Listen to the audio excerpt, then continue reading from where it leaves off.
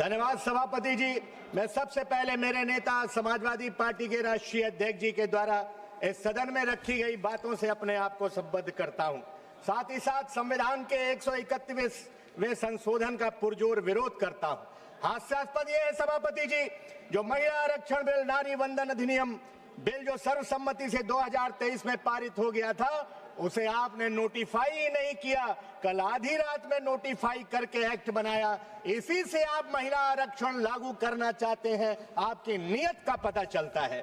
सभापति जी, कल बड़ी खूबसूरती से माननीय प्रधानमंत्री जी अपना राजनीतिक एजेंडा सेट करके चले गए कि विपक्ष महिला आरक्षण का विरोधी है। मैं सदन के माध्यम से देश की आधी आबादी को यह साफ तौर पर कहना चाहता हूं कि हम डॉक्टर लोहिया के मानने वाले लोग, जनेश्वर मिश्रा जी के लोग, आदरणीय नेताजी पीडीए के ध्वजवाहक माननीय अखिलेश यादव जी के लोग आधी आबादी को आरक्षण देने के पक्ष में मजबूती के साथ खड़े हैं। परंतु सत्ता पक्ष इतिहास बनाने की सनक में लोकसभा क्षेत्रों का भूगोल बदलने पर आमादा है। हम आपकी मंशा नारी शक्ति के वंदन की नहीं है, बल्कि आप नारी शक्ति के कंधे पर बंदूक रख करके लोकतंत्र को लूटना चाहते हो। सच्चाई यह है, परसीमन के नाम पर नई सियासी सरहदें खींची जाएंगी, नई समीकरण बनाए जाएंगे और जिनके हाथ में हुकूमत है उन्हीं के रास्ते आसान किए जाएंगे। आदरणीय सभापति जी, इसमें हर तबके की नुमाइंदगी है क्या? क्या इसमें 80% ओबीसी मुस्लिम बहनों का हक शामिल है? जो सबसे पीछे छूटे हैं उन्हें गिने बिना ये तकसीम कैसी, ये इंसाफ कैसा, तहकीक के बगैर तहरीक कैसी?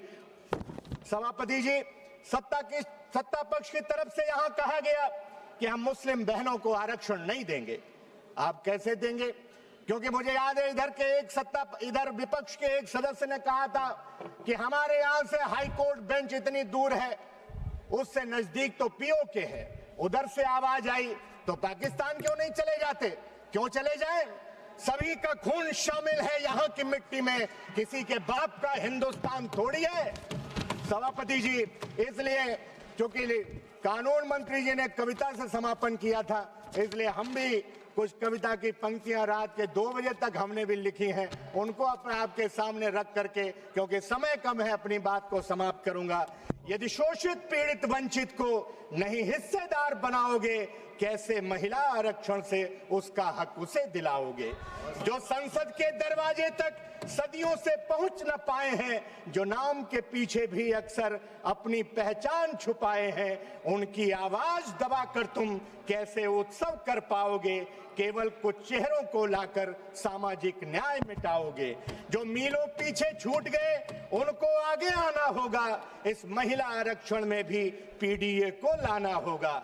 महलों में तो उजियारा है, झोपड़ियों में अंधियारा है, उन बहनों को बुला रहा संसद का ये गलियारा है।